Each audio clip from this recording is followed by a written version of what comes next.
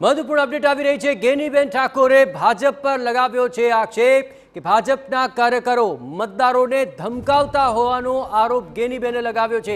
ગાડીમાં સીઆરપીએફ લખેલી પ્લેટ લઈ મતદારોને યુવક ધમકાવી રહ્યા હોવાનો આરોપ ગેનીબેને લગાવ્યો અને બનાસકાંઠા જિલ્લા પોલીસ વડાએ આ પગલાં લેવા માટે તેમણે માંગ કરી છે। આ મુદ્દે અને ભાજપ તરફી મતદાન કરાવતા હોવાનો પણ ગંભીર આક્ષેપ ગેનીબેન લગાવી રહ્યા છે।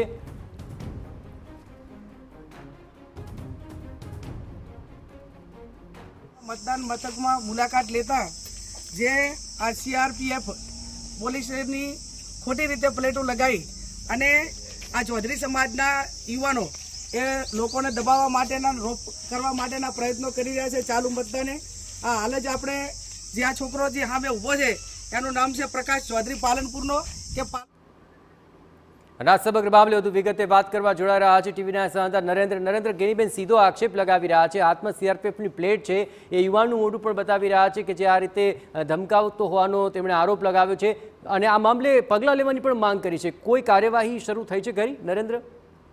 राज्य में अनेक जगहों पर आ प्रकार की स्थिति जोवा मळी रही है कि ज्यां कांग्रेस द्वारा आक्षेपो करवामां आवी रह्या छे कि एनकेन मतदाताओं ने भारतीय जनता पार्टी कार्यकर्ताओं धमकावी रह्या होय अने आज प्रकारनो एक आक्षेप छे ए गेनीबेन ठाकोर द्वारा करवामां आव्यो छे। तेमने दांता तालुकाना तरडेवसी करीने एक गाम छे त्यां बूथ पर तेओ पोते पहोंच्या हता अने त्यां आ एक युवक पोतानी काરમાં सीआरपीएफ लखेली જે પ્લેટ છે એ લઈને પહોંચ્યા હતા અને ત્યાં કેટલાક જે સ્થાનિકો છે એમને મતદાન ના કરવા અંગે ધમકાવી રહ્યા હતા અને તેઓ નકલી પોલીસ બનીને ફરી રહ્યા હતા અને એ યુવકને આ પ્રકારની કામગીરી કરતા સ્થાનિકો અને ગેનીબેન ઠાકોરે ખુદે એને રંગે હાથ પકડ્યો છે અને એ જે વિડીયો બનાવ્યો છે એમાં પણ એ યુવક જોવા મળી રહ્યો છે।